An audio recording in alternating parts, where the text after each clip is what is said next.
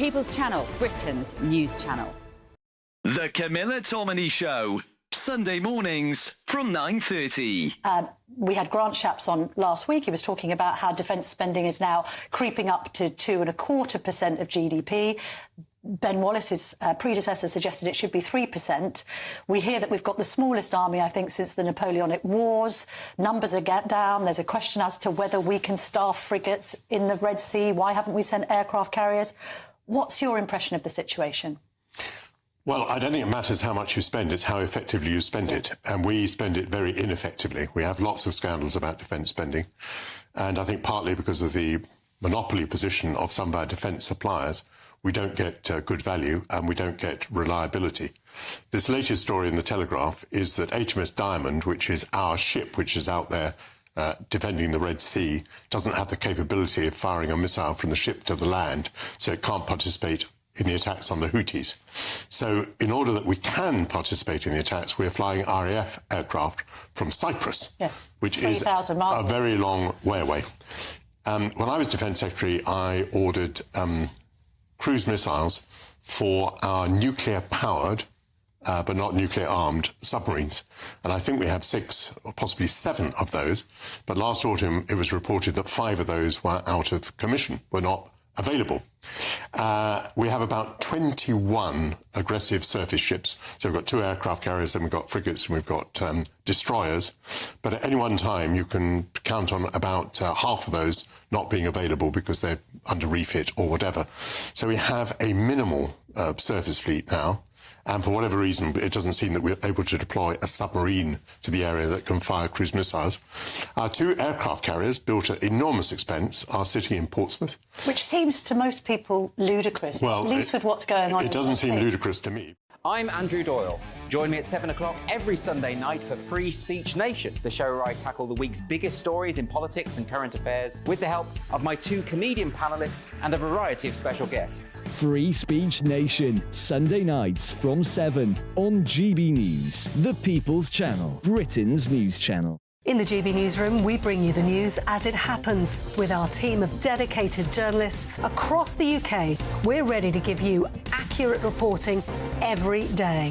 When the news breaks, we'll be there with bulletins on GB News, the People's Channel, Britain's news channel.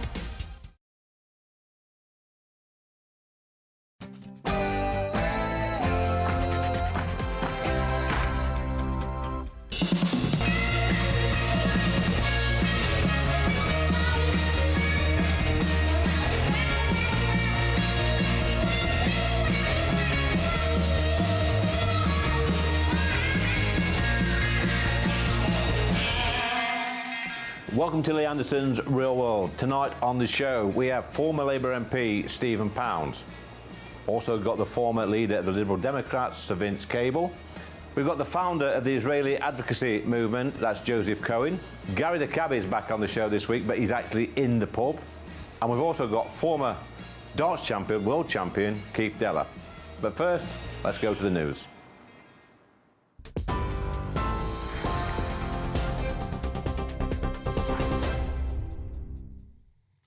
Good evening from the GB Newsroom. I'm Sam Francis. The headlines at 7 o'clock.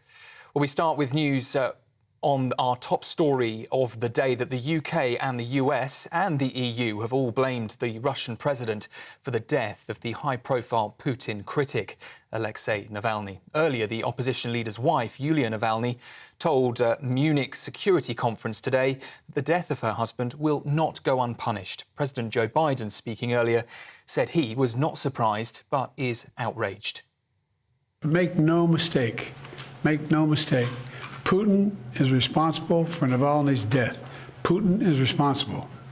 What has happened to Navalny is yet more proof of Putin's brutality.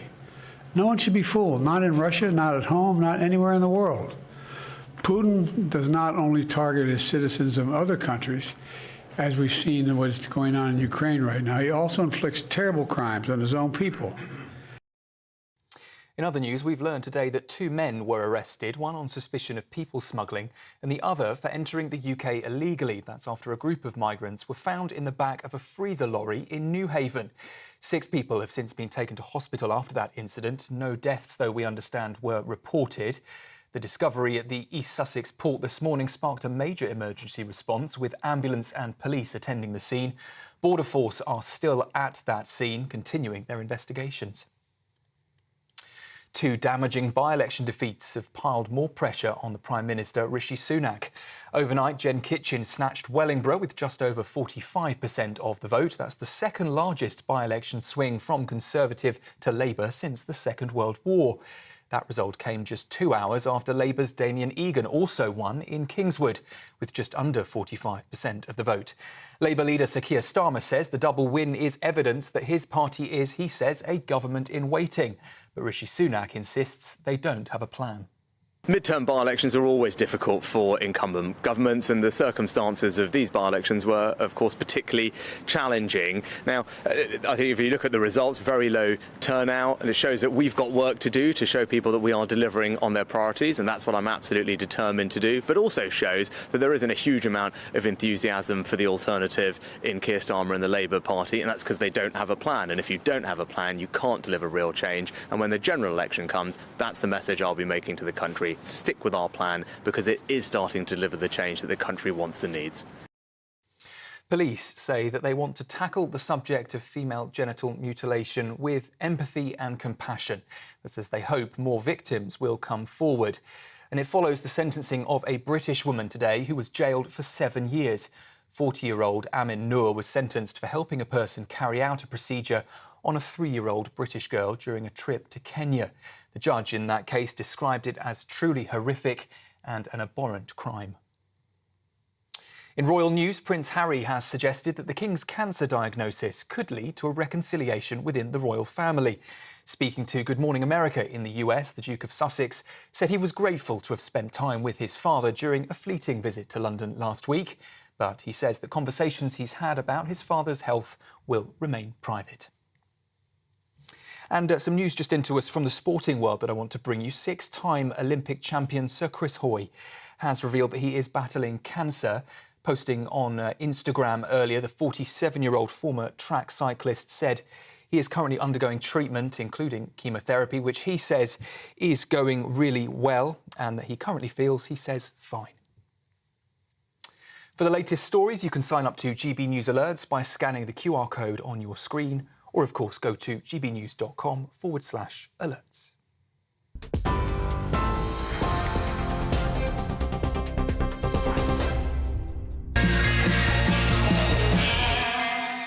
Hey, welcome to Lee Anderson's Real World Tonight. I'm joined by Joseph Cohen, who is the founder of the Israeli Advocacy Movement, and Bike has lefts in the corner. Look over here, they're actually breeding. We've got 2 lefts in the corner this week. We've got Stephen Pound and Vince Cable. Some people say Statler and Wardorf. Make your own mind up. We'll get straight to it, Joseph. Serious matter. We see anti-Semitism on the rise. We see it again within the Labour Party.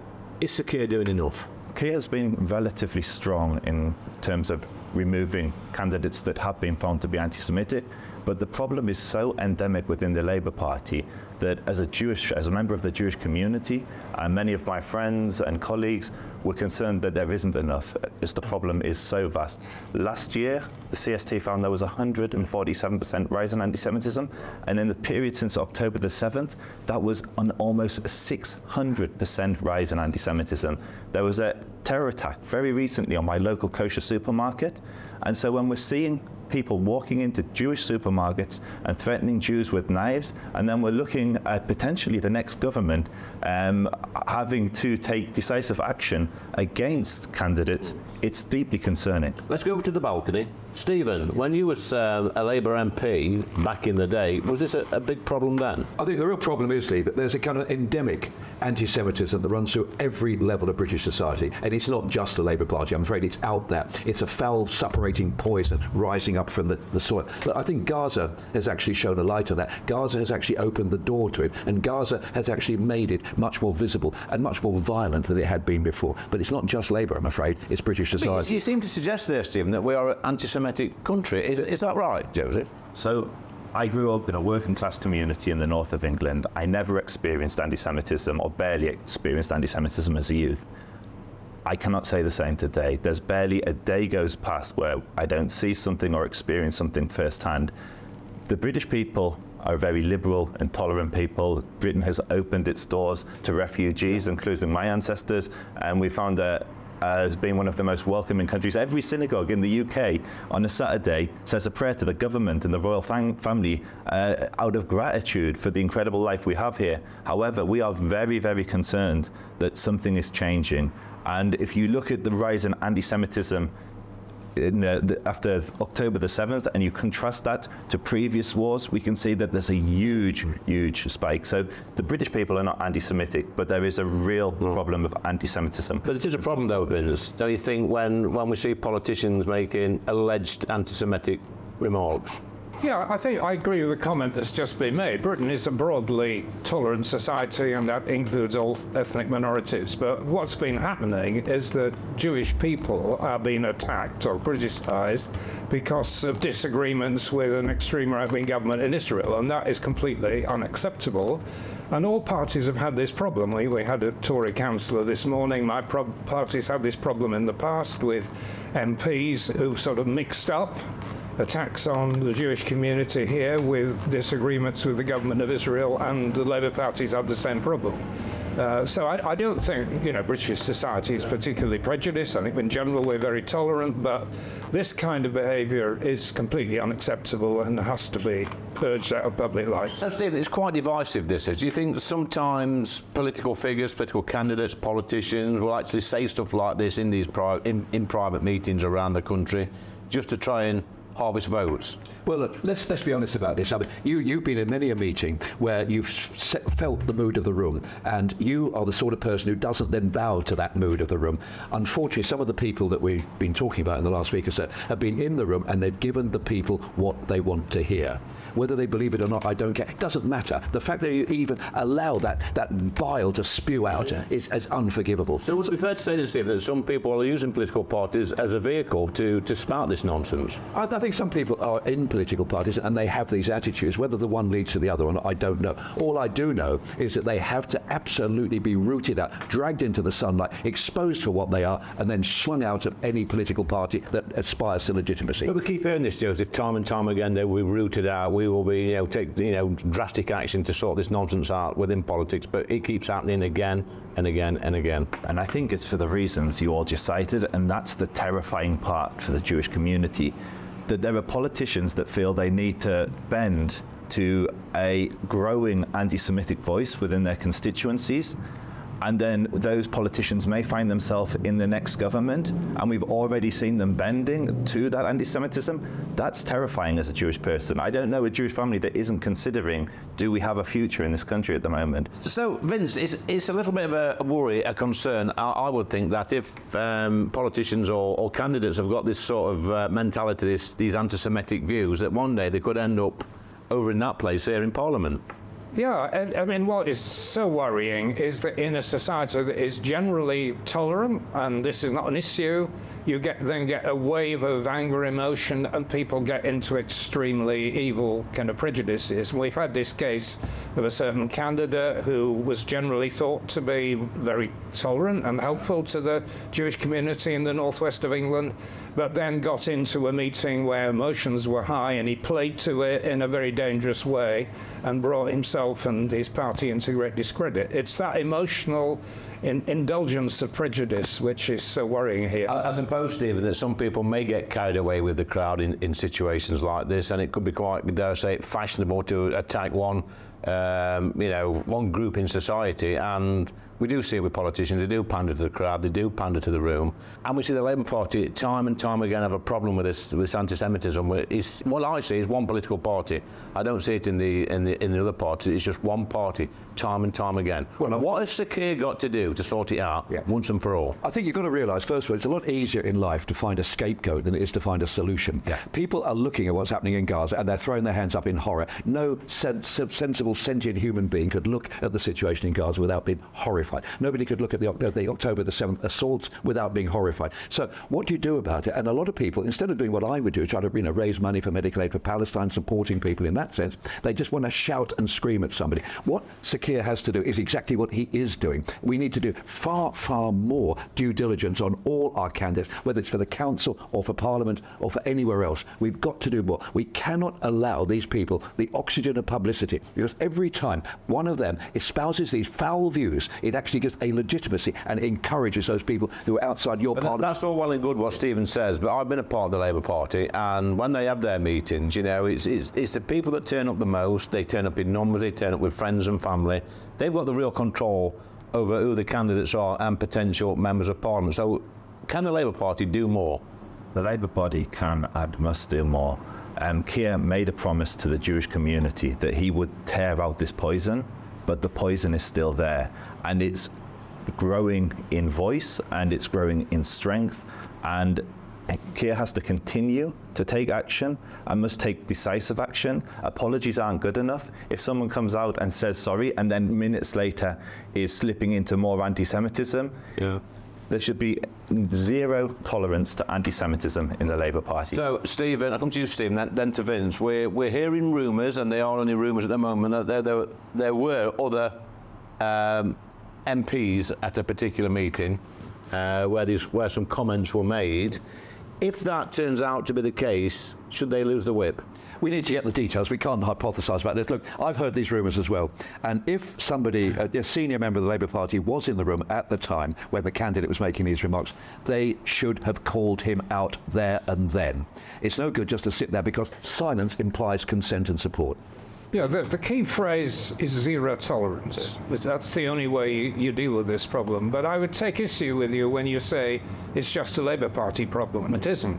I mean, we've had it in my own party, not on a big scale, but in the past, MPs or supporters who've indulged this kind of prejudice, and it apparently, according to the news, Conservatives in Salisbury, I think, somebody going over the top and being thrown out, quite rightly. But this is a more general problem than just the Labour Party, though, of course, that's the epicentre of the current problem. Do you want to come back on that, Joseph? So, all communities suffer from prejudice, but the Labour Party is the only party that's been investigated by the EHRC and found to have a problem with anti-Semitism and failures to handle anti-Semitism. So there is certainly a concentration, a disproportionate concentration of anti-Semitism within the Labour Party, unfortunately. And I say that as someone who used to always vote Labour until Jeremy Corbyn came along. And now I can never vote for the Labour Party again, having witnessed the level of anti-Semitism. The Labour Party under Corbyn, they were seen as being anti-Semitic by the Jewish community. Had they gone back to square one? No, I think we're in a different place. We've certainly moved on from the days when you had Momentum running the National Executive Committee, and when you had people in the Labour Party who conflated Zionism with imperialism and got in this sort of ridiculous rabbit hole of socialist workers nonsense. We have moved on, without a shadow of a doubt, but we've not moved on to the final destination, which is respect for everybody in this country. Vince? There's a genuine problem around the selection of candidates. The Labour Party used this mechanism. It's local people coming through a local selection committee. And if the local area happens to have an endemic problem of racism or anti-Semitism, you're going to get the wrong candidate. One good thing I would say about the Tories, and I say a lot of bad things about them, is that when Cameron wanted to overcome racial prejudice in the Tory party that was rampant, he insisted that Asian and black candidates go into predominantly white suburban and rural seats, which is why we now have this very diverse representation in the cabinet. And it has to have that kind of national leadership to crack this problem. Final word for you, Joseph. How does it feel being a Jewish man at this moment in time in this country? So it's not the country it used to be. I saw my grandchildren growing up in this country, and now I don't even know if I see my children growing up here, because the anti-Semitism has risen to such levels. It's good that all political parties are taking anti-Semitism seriously, but we only need to pick up the papers and look at the number of complaints and problematic statements to know that enough is not being done. And so I hope that I have a future here. I hope my daughter has a future here. I hope my grandchildren have a future here. But it's not Well, let's hope so, Joseph. Look, that was a fascinating chat with Joseph, with Stephen and with Vince. But coming up next on Lee Anderson's Real World, we've got professional darts player and a world champion back in the day. That's Keith Deller.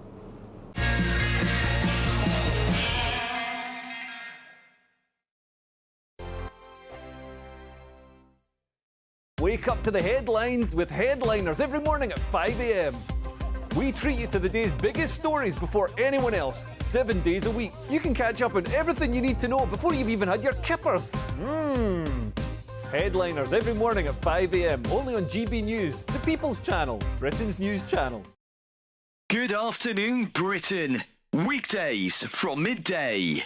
Chris, what is the preferred way in which the police go about their business at the moment? There's these two strands of thinking. Evidence-based policing versus bobbies on the beat. It's very, very difficult. The problem that police have got, basically, is that they're too thinly spread, and it's too much is expected of them. There's a long list, isn't it? Every month we hear police need to do more about this, police need to do more about that, and police do their best.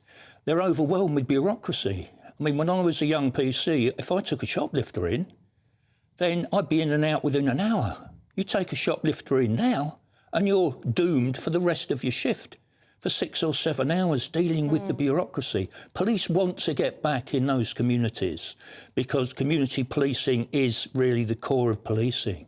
But such are the demands on their time at the moment, and the bureaucracy, and the fact that they are struggling now to retain experienced officers. People are hemorrhaging out of the police, and new recruits coming in haven't got that experience, and there's a good chance they may not stay anyway. So there's all sorts of problems. And for the Home Secretary to glibly say he wants more done, frankly, clearly shows he's got no understanding of the pressure police are under, and of course the constant criticism that they face across the board. Very rarely do you actually hear of police officers getting praised for acts of bravery or acts of compassion. So there's a problem with morale in the police force, and clearly a problem with the Home Secretary, who needs to get out there and talk to officers on the front line who frankly are struggling. And last night, of course, was a graphic example. Every Sunday from 11, join Michael Portillo. There will be topical discussion, looking at the week before and the week to come. So kick back and relax at 11 a.m. on Sundays on GB News with me, Michael Portillo. GB News, the People's Channel, Britain's news channel. When the news happens, it happens here. And really important breaking news. Breaking news this morning. On TV, radio and online, the news starts here on Britain's Newsroom. All the biggest stories and the answers that you need from across the UK and beyond. Join Britain's Newsroom from 9:30 on GB News. The People's Channel, Britain's news channel. Tired of the usual focus-tested, pre-prepared Westminster runaround? Well, so am I. So you want higher taxes? Is your department to blame for this? Are you rethinking this policy? Every Sunday at 9:30, I'll be sitting down with those in power to get the truth about the issues affecting you. Let's be honest, we've known about the cost pressures of this project for years, not months. That's the Camilla Tominey Show, a politics show with personality. On GB News, the People's Channel, Britain's news channel.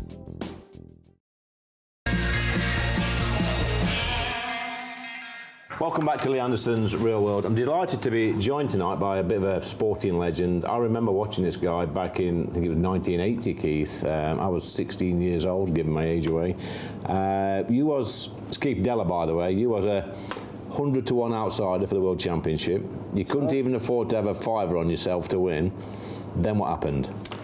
Well, yeah, I mean, I had to qualify I won the Los Angeles Open, qualified in London, got to the World Championships, and I knew I was a really good qualifier, and got there, didn't really have any money. I lived on a council estate in Ipswich. Wow. And I was borrowing money off the officials that week. And at the end of the week, I had a magnum of champagne. Wow. And I gave them the bottle. How did that feel? Nervous?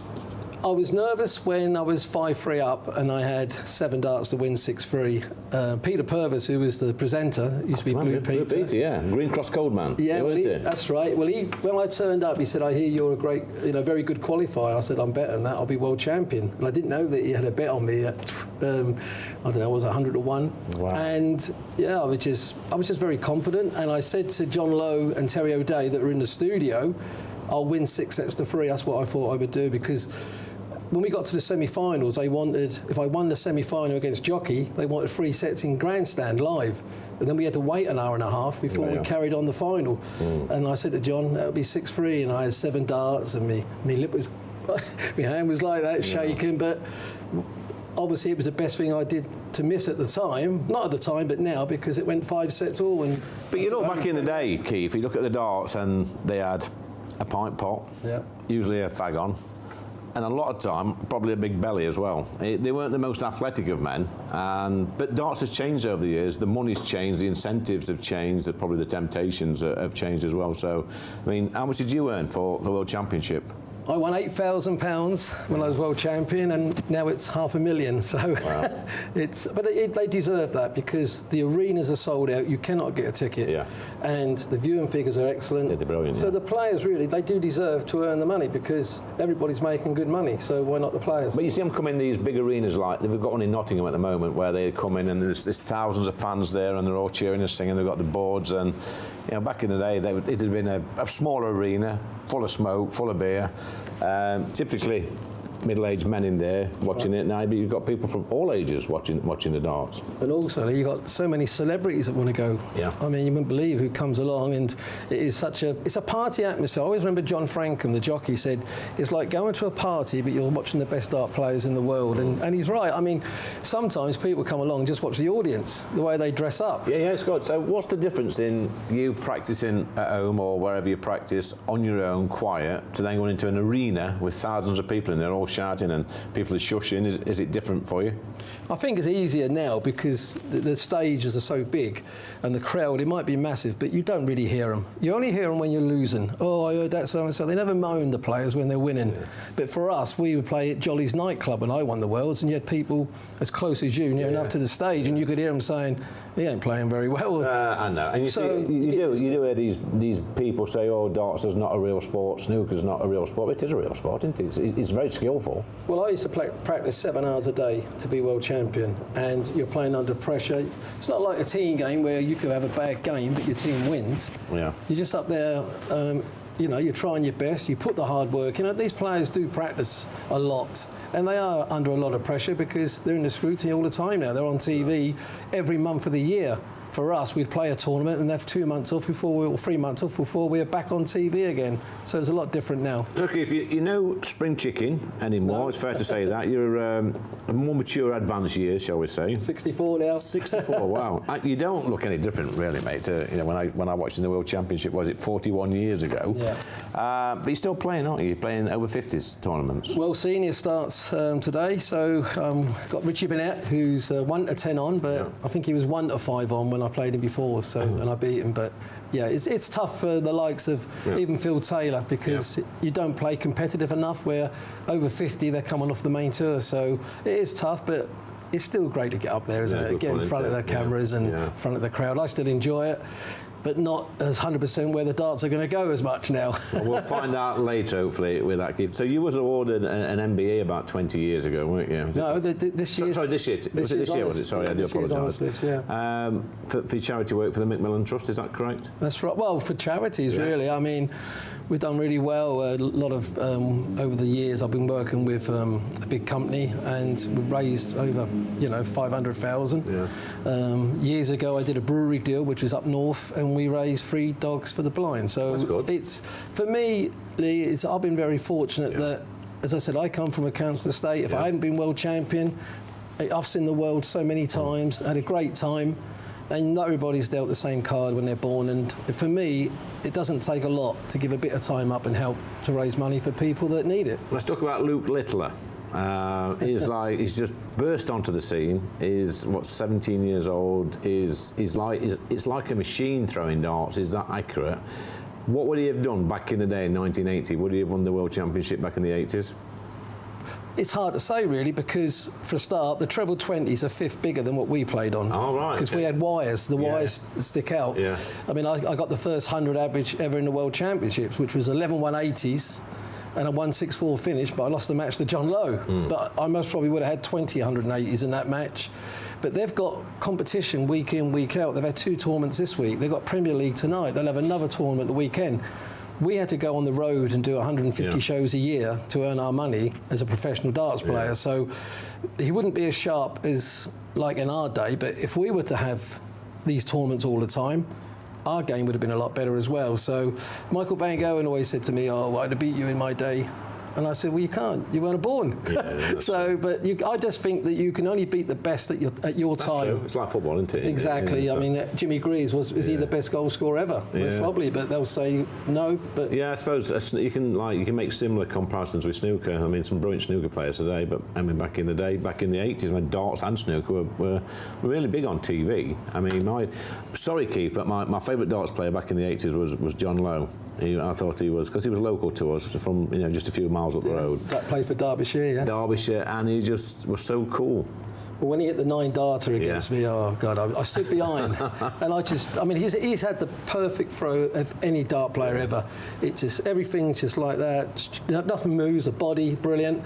And when he went 180, and he's gone treble 17, and then treble 8, and I just went like that. Don't shout out. Yeah. I just knew that was going in, and I always remember Jockey Wilson had just lost the game before, and Jockey's not the greatest loser. Yeah. And John come back in the room and went, "Who's going to buy me a drink?" And I can't say what Jockey said, but I mean, he won £102,000. Wow! Back in. And then I played John in the quarterfinals when I had the first 100 average, and I went 180, treble 20, just on the wire, treble 15. I'd love to have got that back, but to me, John was like a real professional. I still do shows with John. He's a top guy. Yeah, and sporting heroes. Could be any sport. Who's your sporting heroes? My favourite used to be Ballesteros. I just love the charisma. To me, he was a bit like Eric, but a bit more polite, I suppose. Yeah. But I used to love watching Seve. To me, it's sort of certain sports. If they come on TV, it's like snooker. If Ronnie O'Sullivan comes on, you watch. Yeah. And I think it's the same in other sports. I mean, football for me, I'm an Ipswich boy. Kevin Beattie was my favourite. I can remember the Ipswich side of the late 70s, early 80s were pretty decent back then, weren't Well, they? we won the FA Cup 78, beat Arsenal, and won the UEFA Cup. And at the time, we were voted the best team in Europe because at that time, you had the European champions and you had the next top 3 teams. Because it was much harder then to win the European Cup and the UEFA Cup and the Cup Winners' Cup. That's right, It was a lot harder. I don't like all these Europa Leagues conference. Right, we're going to test your dart skill now, I think, Keith. I'm going to have a go with you. Okay. The first one to hit the ball. How long you got? Not long. Let's do it. Okay, cheers, mate. So I'm at the hockey with former world champion Keith Dell. He's been practicing for about 10 hours. I'm cold, by the way. We're going to have a little bit of a competition. It's first to hit the ball. Look, he's banging them in now straight away. It's not very fair, but I'm going to have a go. Keith, best of British, sir. Thank you. May the best man win. No such thing as a friendly. Right. I want to get it first shot. Oh, go on. Oh! That's just a measurer. This one. Ah. Right. Not sure which one was your best dart there. I'm not sure. Here you are, young man. Right. There we go. Right in the middle. Oh, that's not far away. Is that a blocker? It's a blocker. Oh, it's a blocker. In the middle. Oh! Is about an inch away. Let's have a go. Thought I got it. This could go on all day. Right, this time. Oh, that's a blocker. Make sure you get this one on, because that's a good shot. Oh. Oh. I keep making trouble noises. with long darts. Block the bullseye there. Yeah, there's too much distraction at the back. Can you be quiet, please, at the back? You're putting me off my stride. It's a lot easier with noise. Oh, good one. Hey, there she is. He's beat me. He's beat me. Well done, mate. Cheers, mate. That was a good game. I enjoyed that, mate. So you are lucky there. Yeah. Could have done a bit of the old Sid Waddell commentary. It was brilliant, weren't it, him? Oh, it's great. I mean, what good Sid did was when it was a bad game, some of the stuff, it went over our heads, but it was good. He actually, for television, watching it, he was sometimes more entertaining than the darts itself. So I agree. He was a producer of Indoor League many years ago, but yeah, we had some great commentators then. Dave Lanning, Sid Waddell, John Gwynn. It was brilliant. Oh, brilliant, mate. Thanks for coming. Thanks, Lee. All the best. Thank you. Brilliant.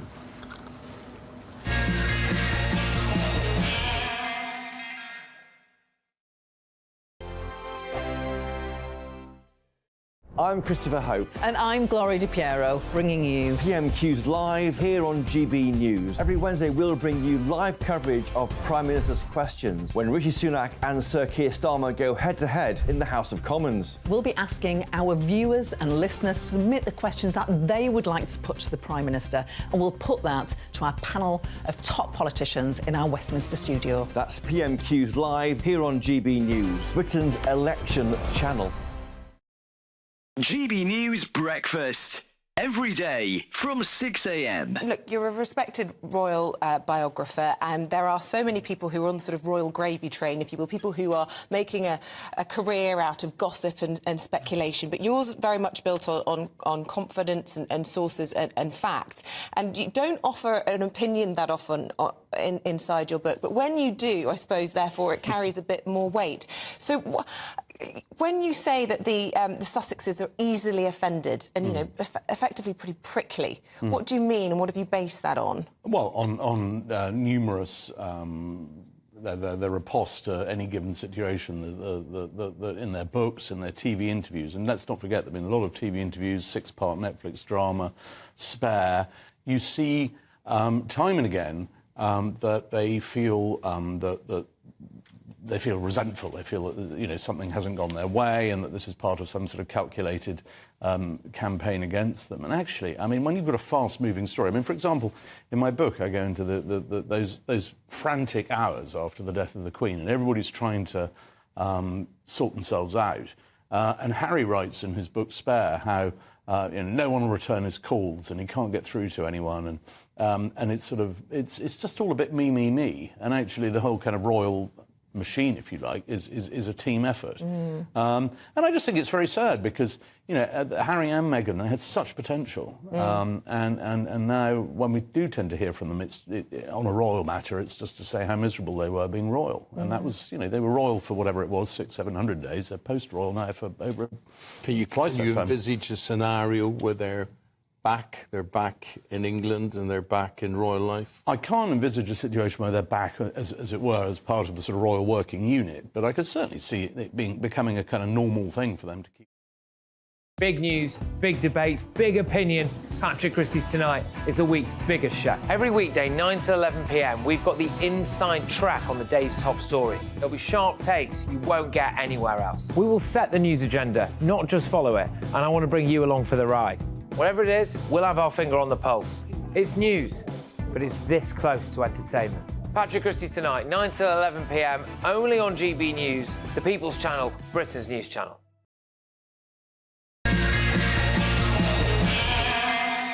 Welcome back to Lee Anderson's Real World. It's time for the round the table discussion with Stephen Pound and Vince Cable. These are a great double act, by the way.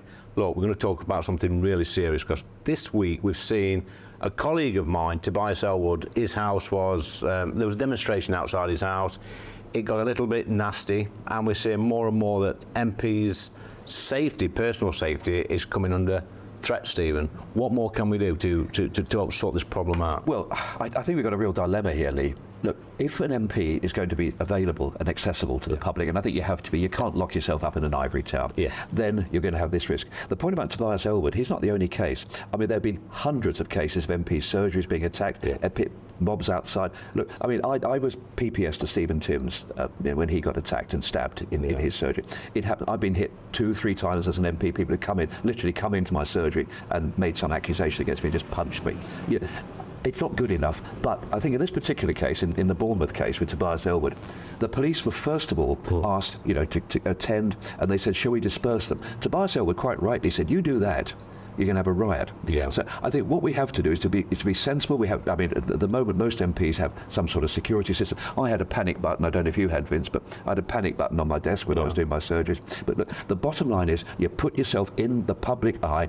I'm afraid you have to take the flag. So I've got panic buttons at home, Vince. We've got the panic button lanyards for my staff. We let the local police know whenever we're moving about to a different location for a surgery. I did a coffee morning a few weeks back and invited a couple of council wards to come. There's probably about 80 or 90 turned up in the end, but we were seeing things, you know, you see things online like let's turn up, let's throw eggs at him, let's go and do all this sort of nonsense, and it's usually from one particular part of politics, that the kind of gentler type of politics that we see. But I'm sure at some time, Vince, in your political career, you had to put up with this sort of nonsense. Yeah, I had, riots outside my constituency office, personal abuse, quite a lot of threats. But actually, well, first of all, I agree with Stephen. You've got to be accessible. You can't hide MPs away. But the other is that the worst problems I had, and I suspect many MPs, are not from politically motivated people. Exactly. It's sort of personality disorders, people with mental illness who get carried away. They threaten your staff, they threaten your partners, they threaten you. Yeah, you've got to work with the police on it. I never had a panic button, but I think there's a lot of people in public life are exposed to this, and you can't hide from it, and we shouldn't try to make politics some private protected space. Can I just say one thing that's terrible about this? I live in my constituency, and I've always lived there. My kids went to school there, and me and the wife sat down and we said, should our children be going to the same school that I went to in my constituency? Because I knew that they were going to get grief and they were going to get flack at school. And we decided in the end we couldn't hide away. And so, but it was a real decision. I think a lot of MPs nowadays, on the one hand, they're accused of not living in their constituencies. On the other hand, for safety reasons, and particularly their children, they actually live outside. That's a real dilemma. You see, people don't think about that. There is a particular problem, I think, with some of our women colleagues. Yeah, very much so. Had to put out with much more. But Stephen makes a good point that we've got families as well, so it's not just us as MPs, as politicians. It's our children, it's our partners, it's our mums, our dads, or whatever. They sort of get the flack as well, Vince. Yeah, well, my late wife had to open an envelope once which had excrement inside it. I mean, which is the kind of thing some MPs get sent. Yeah, and they are exposed to this. But I found actually my late wife and my wife now were very, very supportive. And didn't urge me to step down from public life. No, when I first got sent to Northern Ireland, I discovered that the special branch was actually following my children to school once or twice, just to see the route that my kids took to school. And they didn't tell me about this. I found out about this after. I was quite grateful that they did do it. But I think for me, it was the threat to the children and the family, but also to women MPs, they get it far, far worse. I think constituents, Stephen, I know in my constituency, because I'm pretty much like you, I was born there, lived there all my life, I won't live anywhere else, I refuse to. But my constituents like to see me in the pubs, in the shops, in the street, at the petrol station, filling my car up. They like that from their local representative, and we cannot get away from that. Yeah, rightly so. You also get, every single time I used to be on the bus coming back from Ealing Broadway Station, somebody, every flipping night, would come up to you and say, I bet you're claiming this on expenses, aren't you, Mr. Pat? And I took it because, you've got to take it on. Yeah, I mean, you're fair game for criticism, you're fair game for stuff like that. My experience, and I'm sure it's yours as well, is that for every person who is nasty and threatening, you get 50 who are extremely pleasant, and great to see you around, doing a good job, whatever, So, and we get gifts through the post sometimes. Sometimes. We're talking about dodgy envelopes. One of my brothers is a priest, and he's the only person I've known outside politics that understands this business about. He walks down to the shop to get the paper, and 4 or 5 people will stop him on the street. Vince and I walked when we were MPs, and you of all people, you walk down to the paper shop, you walk down to the pub. I guarantee half a dozen people, which is why you carry all those cards in your pocket to give out to because you can't write it down all the time. Well, what I tend to do is get my phone out and just drop an email to my office. You're such a 21st century. Well, I'm not, but you're right, Stephen. A 20-minute walk can turn into a 2-hour stroll because people come out and they try and stop you. That's the right way to do it. Yeah, I think so. I don't care what you say. But look, we're on the table again, guys. We're going to do the yes or no quiz now. I've got 5 questions. You know how this works, Stephen. You know it, and I've not shown my guest the questions beforehand. So, do you want another beer, yes or no? Can I answer that now? Wrong answer. Right. We're going to do it now. Vince and Stephen. 5 questions. Vince, has Sir Keir rooted out anti-Semitism within the Labour Party? No, clearly not. Stephen? Not yet. Wrong answer. It's a yes or no, Stephen. You've been on the show about 5 times. No. So I can't give you that answer, my friend. So that's wrong. Number 2, this is a more difficult one, Stephen. Should the Church of England stop helping illegal migrants convert to Christianity? No. No.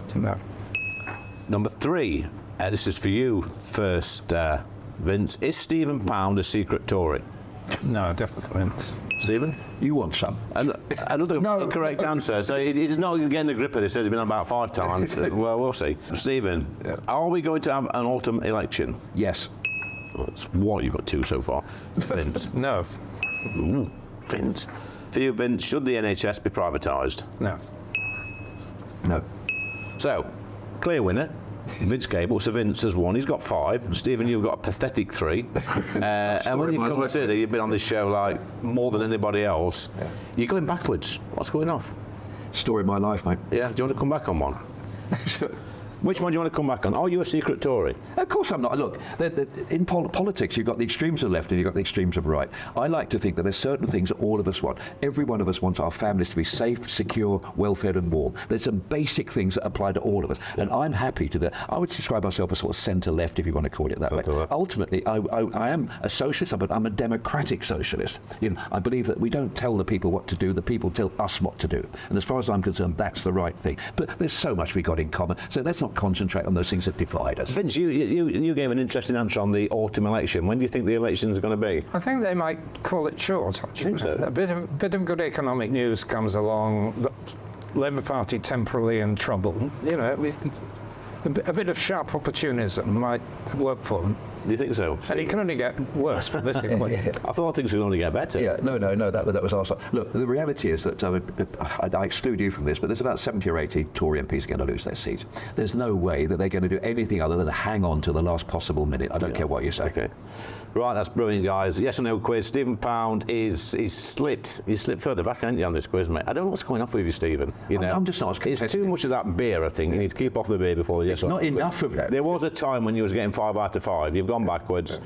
Quite pathetic score today, but look, do not go away. Coming up next, we've got Gary the Cabbie.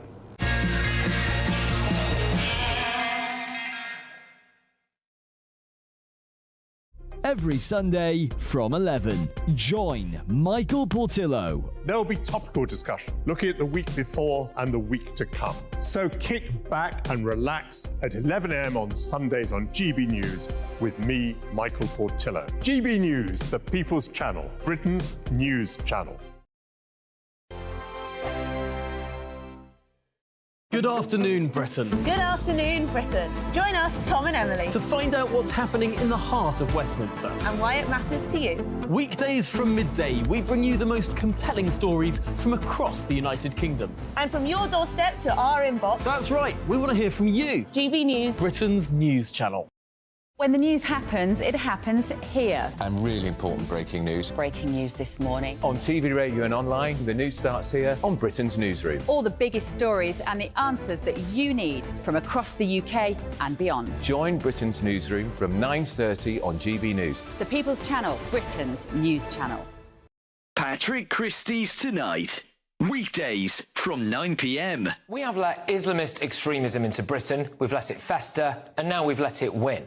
Our absolutely spineless surrender merchant political top brass are rolling over while government ministers wear stab vests and quit their jobs in fear.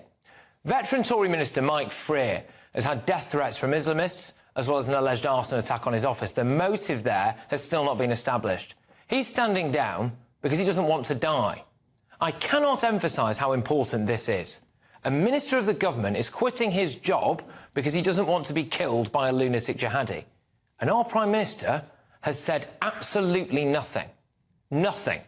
A spokesman for Rishi Sunak said he was saddened. Is that it? Our Prime Minister should have been out on the steps of Downing Street saying that we will not be intimidated. We will not let this continue. Enough is enough. What does he do instead? He tweets about XL bullies. Yeah, fantastic. Where's Keir Starmer on this? Well, he's conducting focus groups on how to get the Muslim vote back, so he's hardly going to come out all guns blazing, is he? Ed Davey? Well, there's no way a Liberal Democrat leader would come out and admit that his ideology has helped turn Britain into a poster nation for multicultural failure. The police have let protesters, which include rabid anti-Semites, rampage around London every flipping Saturday for the last 3 months. And today, they are finally saying that they don't support some of the protests, which in the past have included a now banned terror group and people holding up anti-Jewish signs. They're saying, please don't march down Whitehall. All right, but will you do anything to stop them if they ignore you? I doubt it. I honestly cannot believe that we have sunk to the level where a serving minister stands down because of threats from extremists and our Prime Minister just doesn't feel the need to address it. Wake up to the headlines with Headliners every morning at 5 a.m. We treat you to the day's biggest stories before anyone else, 7 days a week. You can catch up on everything you need to know before you've even had your kippers. Headliners every morning at 5 a.m. only on GB News, the People's Channel, Britain's news channel.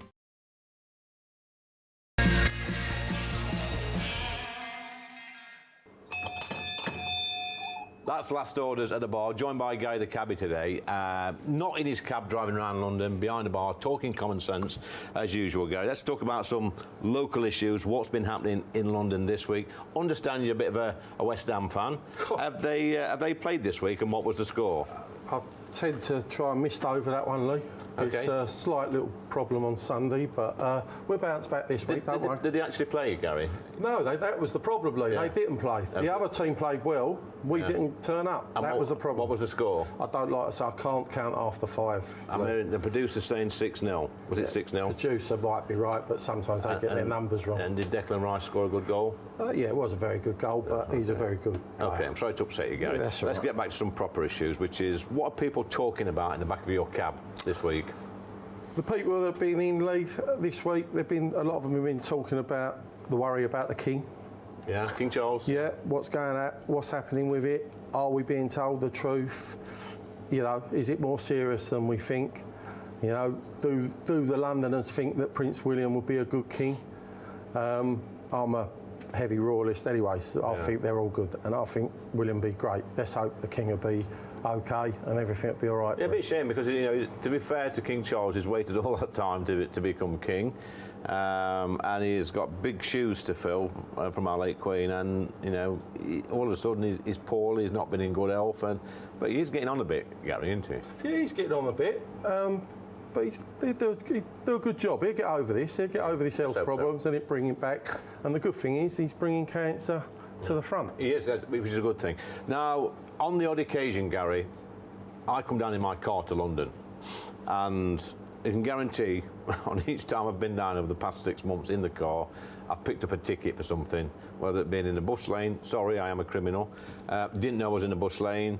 I had to, and when I changed my car, I forgot to re-register it under the ULIS scheme. I picked up three tickets for that. It's like a booby trap when you. How do you cope as taxi drivers? It's getting worse. Honestly, it's getting worse. The mental health of a cab driver, you're on edge all day. Yeah.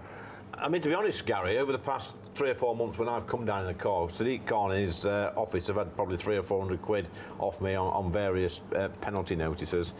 Is he using the motorist as a cash cow? Yeah, I think he is. I think not necessarily black cabs or private hire. He's using everyone. And unfortunately, they're asking questions why people ain't going on the knowledge. Well, if you go on the knowledge, you've got to do 4 or 5 years to pass your knowledge. You've then got which is you don't pay, you have to pay for it yourself. Then you come out and you have to buy a £70,000 black taxi, electric that he wants now, that he's put in. And then you could buy that, and a week later, you could have your licence revoked. So you can't pay your mortgage, can't feed your kids, can't pay your bills. Yeah. That's why people aren't doing the knowledge. And plus, you know, around Parliament where I work, all these 20-mile-an-hour speeding zones. I mean, in the middle of the night, you can be driving by, there's not a soul on the road, and you're thinking, what's all this nonsense about? It's just ridiculous. 2 o'clock in the morning, you see 2 or 3 cars, but you've got to do 20 miles an hour. Yeah. Well, I don't know where he's got this from. Have you ever poured a pint before, Gary? I've tried. Yeah? Not very well, but I've tried. So we're behind the bar, you know what the script is, you know what the drill is. Gary, it's on the poll every week. We get a couple of celebrities, no bigger celebrity than you, to pull a pint. We've got Keith Deller, former world champion, darts player. He's going to come in. You've got a pint pot each. Go on in, Keith, pal. Pint pot each there. You've got 30 seconds. to pull a pint and then slap it on the front of the bar here. On your marks, get set, go. Let's have a look. You've done this before, Keith. He's got a bit of a wiggle on there, so he's done this before. He's trying to get the head on. Gary, I'm using the other side. Gary's using a different technique. Let's have a look. That's not bad, actually. He's getting a bit of a head. And plonk him on the bar, on the front of the bar, please. Here. That'd be £9, please. Well, I wish. Won't be long. I'm looking at that, Keith. That's not a bad pint, actually. It's pretty good. Now, you would have played in many establishments back in the day where alcohol and beer was freely available. And like we said earlier, some of the darts players weren't the most athletic. No. They used to sink a few, have their old fag on, and I can remember seeing something that might have been Jockey Wilson or somebody with a fag on and throwing like this, and is that right? Well, there was one there with Cliff Lazarenko, and he gave him a light. They played each other. You think, well, that's friendship on the Yaki, but that's what it was in that day. I mean, people smoked in the pubs, and darts come from a pub, didn't it? So, and now it's big arenas, but. It's a big arena. I mean, we've got Gary the Cabbie here. He's a bit of a legend. Gary is on the cabbie circuit now. He's been doing this show. Sporting heroes. Gary, we spoke to Keith earlier about his sporting heroes. Who's your sporting heroes? Trevor Brooking. West Ham. And Devonshire. Billy Bonds. Well, you see... Alvin Martin. Neil Harris from Millwall, believe it or not. Yeah, so you're going back to those sort of 80s football days, 70s, 80s. Keith's a big Ipswich fan.